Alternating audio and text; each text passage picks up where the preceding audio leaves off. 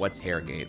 Well, hairgate is the locks into fade that a lot of prominent black characters are depicted as across a bunch of games as protagonists in the last like 5 years. Because of the saturation of this hairstyle depicted in, I assume, black people, the complaint on Twitter was that, oh, look, they're only throwing black people this haircut, and an absence of other haircuts, I suppose. That's supposed to be the, I guess, the outrage here.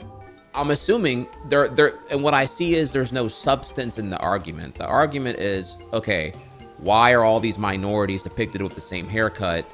There are other haircuts that exist, right? Or maybe it's black Twitter, I can't quite tell. Again, the arguments are kind of muddled here. But Persian Prince of Persia here is not black, not of African descent. If the argument's coming from, hey, they're appropriating our culture because locks into fade shouldn't be depicted by the Persian prince, it should be a Persian haircut, quote unquote.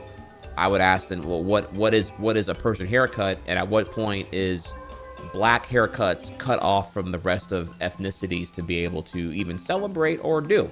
I think that's a separate issue for going into the really muddled waters of accusational cultural appropriation, because this is a separate issue entirely from when, say, my go-to example would be here, from when white women wear micro braids and it's considered bold and provocative. Meanwhile, black women have used micro braids for decades, and it's just like, you know, whatever, right? So again, that goes back here to that's a different thing. That's more of the reaction to the fawning coverage of when Eurocentric senses of beauty, white women, are depicted using conventionally black hairstyles. It's bold. But otherwise, when black women do it, again, conventionally, it's seen as like, oh, no. Your natural hair is offensive. You know, you need to cut the locks. You need to, like, you know, perm your hair, chemically saturated to make it look more clean and white passing, quite honestly. That's been like kind of the double standard motto that kind of goes back to the whole thing about why black hair is a sensitive topic, and kind of muddled in literally racist and bigotry overtones here. But anyways, though, the problem with the hairgate thing to me is that there's not a consistent argument over what they want. 10 years ago, there were no black styles, no black hairstyles being considered in video games and created characters.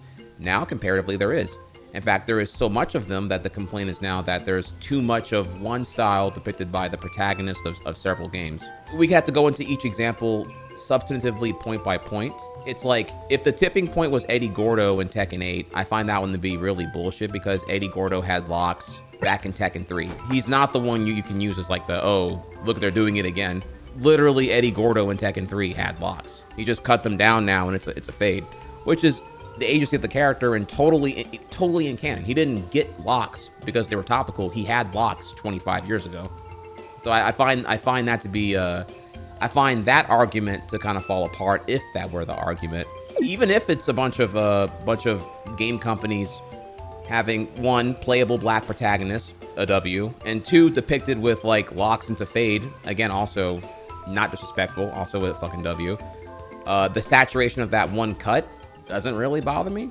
I mean, Miles had a regular fade in Miles Morales Spider-Man 1. I just don't see, like I guess, like, what's the solution here? Is there like an arbitrary diversity hairstyle quota that needs to be amended to or addressed, I suppose? Again, I have to say here, if the examples we're going to use here are Prince of Persia and Tekken, both of those to me fall apart, because it's like, at what point is it like constructive feedback about the diversity and depiction of black representation in media versus just being like nitpicking that lacks substance for a call to action for what you want to improve?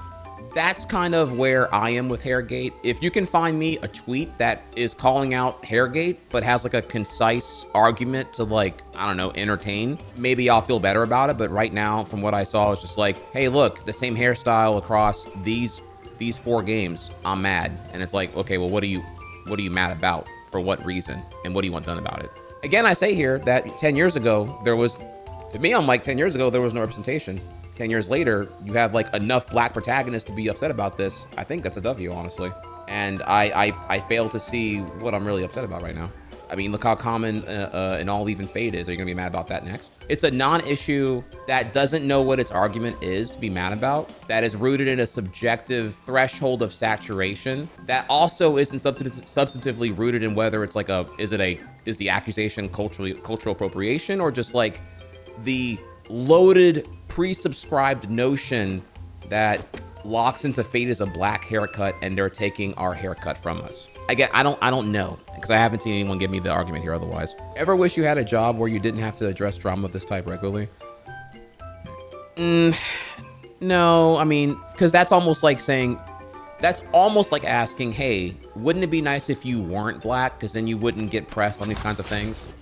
This one, maybe because I've been black online for my entire life, right? At some point between 2012 and like 2018, I kind of saw the writing on the walls here that this is what it means to be black online. My existence is inherently political, so I'm just kind of like used to this kind of shit now.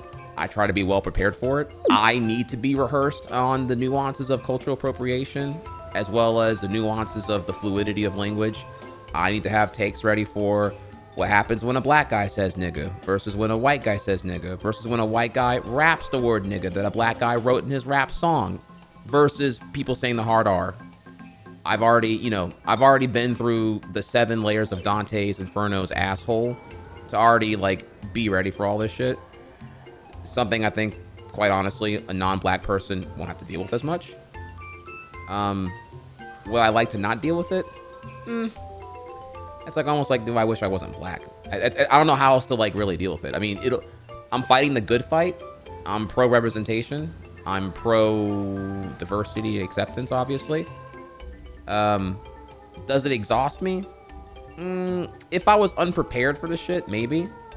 It's only exhausting that I get asked more than once about it, and I feel like if I don't engage in it, it comes off as if I don't care about the topic when I clearly do. There's just no way to engage in the topic without spending, as you can see right now here, 10 minutes on it to just to outline that the framing is, to me, incorrect.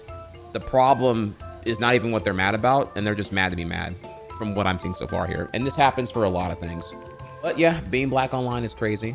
And that doesn't mean to come at the expense of anyone else. You know, being a woman online is intense. Being black online is intense.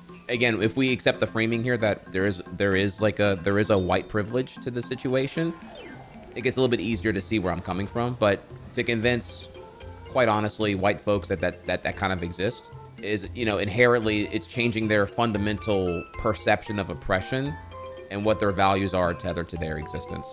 So it's like, you know, it's a lot to unpack for anyone who's not prepared to have that conversation. But if we can fast forward past having to convince them of that and see it objectively for what it is, then yeah, obviously, you know, being gay, trans, black, I don't know, any like minority of oppression, it will definitely be a harder experience to deal with here.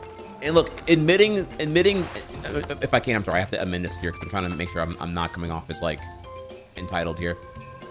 Admitting that white privilege is real is not inherently me saying you're coming from like a privileged background now. Let me clarify that. If you are white and you hear that and you think that I'm just shitting on white people, that's not the case. Just more like the systems of oppression are built off of privilege and they exist now. And you can very much be a white person who goes through what I would maybe coin the black experience. You can 100%, believe you me, you can grow up in a low income neighborhood household, have a bunch of black friends, and quite honestly, the only thing you know is like the black experience, right? Lack of opportunity, single family households, poverty, wages, lack of resources. I don't mean to say here that white people are not, because white people can 100% be part of the solution. But again, it's like the not just the negligence to assist another fellow human being by dismantling the system of oppression, but also not even just going as far as like denying the existence of the system of oppression. It's not enough to just be non-racist. You need to be anti-racist. Only then are you part of the solution. If anything, being indifferent, unspoken, and just kind of allowing these things to occur is literally enabling the status quo that is definitively reinforcing your white privilege, because you can still survive, thrive, eat, and go without any bullshit because system already doesn't target you for oppression comparatively. All right, so that's all. And I promise you, that's just like, I don't even go on that topic this often because it comes off as like preachy, and I have to like tone it down a fuck ton to not feel like I'm on some kind of crazy ass cringe soapbox. So thank you again. Do you think the Killmonger hairstyle looks good? I think locks are awesome all around. I don't have any issue with locks. I think locks look cool, short, long, into a fade. With a line, looks great. Dyed tips, do whatever you want. You know, I think black hair is beautiful in all flavors.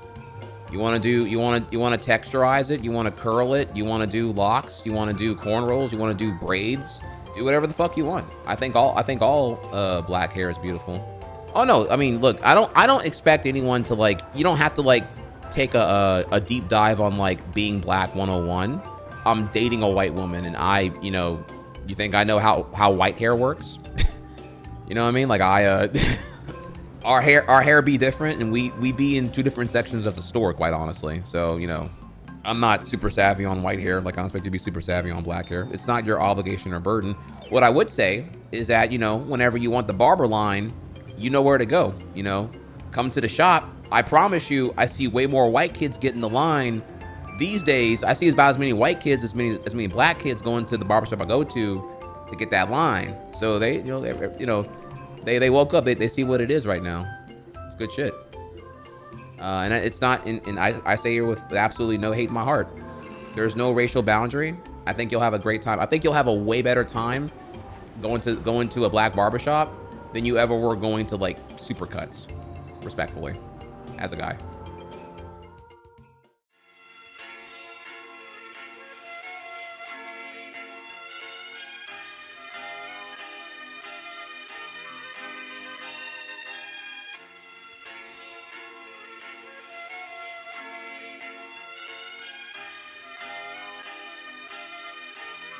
Yeah.